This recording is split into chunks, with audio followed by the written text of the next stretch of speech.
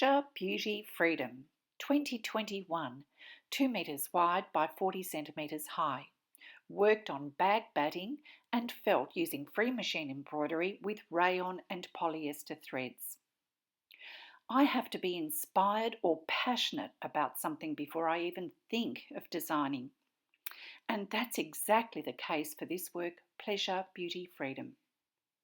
This is my second piece worked in a long, narrow format based on the amazing Bayeux tapestry researched for my Stitch Safari podcast. So where did I begin? With just a few images I'd taken on a walk fairly close to home during a COVID lockdown. And taking a camera or phone on walks can sometimes offer great image opportunities, which can translate into amazing textile and fibre art designs. My images included flowers, buds, leaves, and seed pods from the Australian flowering gum, ranging from creamy white, yellow, red, pink, and orange, so I already had the beginnings of a colour palette.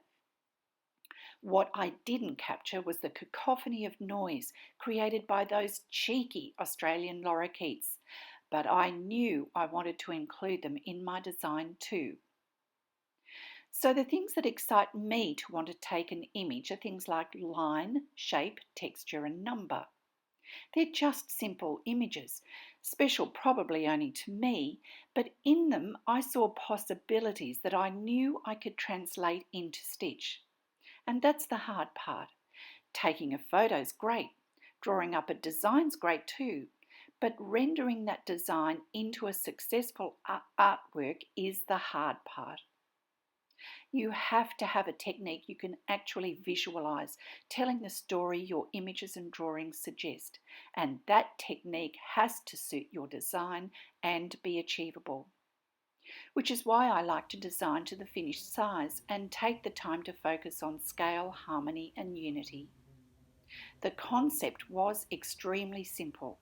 We were in COVID lockdown, so going for a pleasurable walk in brilliant sunshine was a big thing and really made me think about and appreciate our freedom.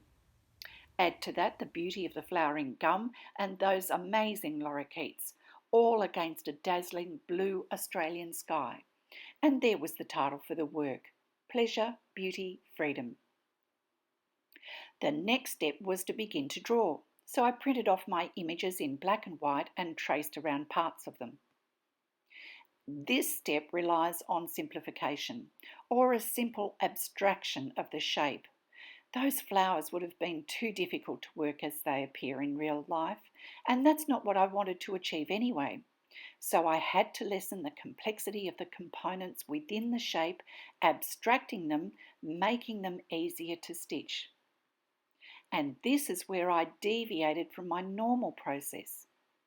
With this work, I drew and coloured the shapes, cut them out, then began arranging groupings from left to right, collaging along a long piece of paper cut and taped together to form the finished size. I didn't have a lot of drawings, so I mirror imaged them to extend and make them look different, or simply tacked on a few here and there to make the same flowers, buds, leaves and seed pods look different. And by using tracing paper and a soft HB pencil, this is actually a lot easier than it sounds. And one of my top tips is to keep all those traced drawings. You never know when they may come in useful sometime down the track. A flower here, a leaf there, voila, you already have them done. But I also had my eye on trying to incorporate a blue and white tile-like design, simply because I loved the contrast of colour, along with the introduction of a repeat pattern. But not every idea works or is used the way I plan. I wanted to use 3 blocks of this tile pattern spaced across the work, like secret garden windows just peeking out from behind a covering of flowers and leaves. But I just couldn't get it to work.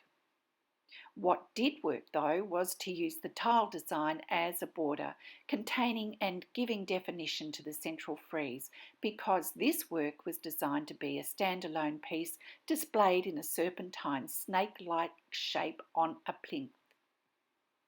I can't explain where the notion to use the folk art type scrolling designs came from. I do like these long, narrow formats to flow from left to right as though you're reading a book, and I think the scrolls really help move the eye across the work. So they were used to purely enhance the flowing, lyrical, and expressive nature of the design. To create them, I found some large sheets of already painted paper. All I had to do was to hand draw the designs onto the back and cut them out. Next is where the design really begins to develop.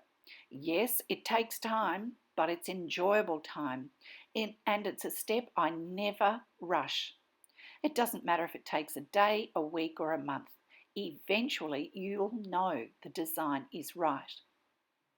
And this part of the process is really where I trialled all those numerous coloured cutouts by laying them here and there, higher or lower, under or over, because this is where I wanted to create interest. I wasn't after reality, but I did want interest and flow, and it's those small glimpses of a flower, leaf, or bird peeking out from behind another element that captures that interest. So I really work on overlapping elements, moving their placement until I achieve what I find is a workable, harmonious, and cohesive design. Now it was time to glue it all down so I could lay it on the table to transfer the design onto an iron-on stabiliser. I used Frixion pens, which are great, but when heat's applied, I had to iron the stabiliser onto the 2 layers of felt. The marks from the pens disappeared.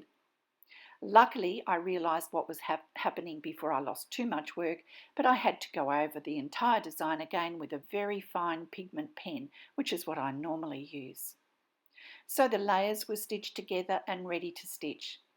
The first thing I did was to stitch around the outer edge, just to ensure the layers stayed together, because there's a lot of turning and moving during the stitching process, and this just ensures the design and layers stay in place. I began to stitch all the areas laying behind everything else. In other words, working from elements at the back to elements at the front. I think I did begin working some of the buds first because I wanted to get a feel for the colours I'd chosen to use, but it did make the stitching more difficult. If possible, this is the way I like to stitch, working from the back up to the front, getting a neat finish on the shapes laying on top. It's not always achievable to work this way, especially for a work this size, but that's the formula that makes sense to me. I try to utilise the colour in the machine in as many places as possible, but that's not always achievable either. So I jump threads and try to finish where I know it'll be stitched over. And sometimes I just get so excited to get more colour in that I just move on to another colour anyway. I blue tacked the paper design to the wall behind my machine so I could reference colours and shapes easily while stitching. My machine of choice is a Bernina 720. It suits my needs, the size of my workspace, and has amazing lighting. I use 2 40-weight threads through the needle, either a rayon or polyester, and a colour on the bobbin similar in value if not colour. The needles I work with are top stitch and the feed dogs are lowered. Threads are cut after I've finished working each colour and tension is around 2 to 3. This though can change depending on the thread colour and brand. Pressure's at 10 and I stitched with a Bernina number 15 foot. I began by outlining the blue shapes about to be stitched, then filled those using a small circular motion to add texture, stitching just over that initial stitched line, which will be covered by the next layer of stitching. Layering the next element is similar. For instance, the buds or flowers I stitched around the shape a couple of times, then this time simply filled in as it's usually laid over other elements. Stitch direction is of huge importance in my work. With the flowers, I found it easiest to draw direction lines to ensure it gave the flowers much needed shape and form.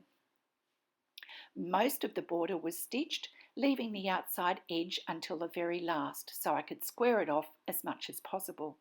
Then I zigzagged the edge, went back and straight stitched over the top to get a really neat edge finish. And the reason I'm careful about the finished edge is that there's a lot of movement in the fabrics while I'm stitching. And while I'm happy to have the manipulation in most of my work, I'm particular about having the edges as neat and straight as possible, especially as this is a standing work. It has to stand upright. The entire work was very gently steamed from the back with an iron and a damp towel, and I'm very, very careful because the colour from those threads can and do run. Listening to audiobooks gets me through the hours of work, but once I begin, time really becomes irrelevant. The rhythm of the stitch simply takes over.